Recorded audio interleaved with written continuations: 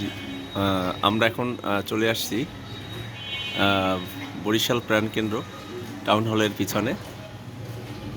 এখানে আসলে অত্যন্ত মনোরম পরিবেশে একটি রেস্তোরাঁ দেখতে পেলাম, টিকে ফুড। আসলে দেখি আসলে ভিতরের অবস্থানটা কীরকম।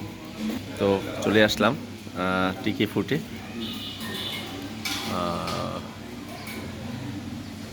অত্যন্ত সুন্দর পরিবেশ দেখেই মনে হচ্ছে। এই হচ্ছে আসলে বসার স্থানগুলো। আমি আসলে এখানে এই প্রথম আজকে আসলাম।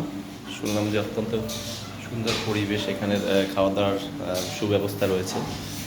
বসার স্থানগুলো আসলে এখানে আবার রয়েছে সফটওয়্যার সিস্টেমে সকল কার্যক্রম করা হচ্ছে। দেখি আসলে খাবারের আইটেমগুলো কী কী রয়েছে। ওয়াও, অত্যন্ত সুন্দর পরিবেশে রান্না হচ্ছে ভিতরে। এটা আসলে ফ্যামিলি বললেই চলে। এভাবে আসলে খুব একটা দেখা যায় না যে এভাবে নিজ হাতে ফ্যামিলির রান্না হয় এবং খাওয়া দাওয়া। হোটেল তো হোটেলই, যেটা আলাদা লোক থাকে রান্না করে। আসলে এখানটা একটু ভিন্ন।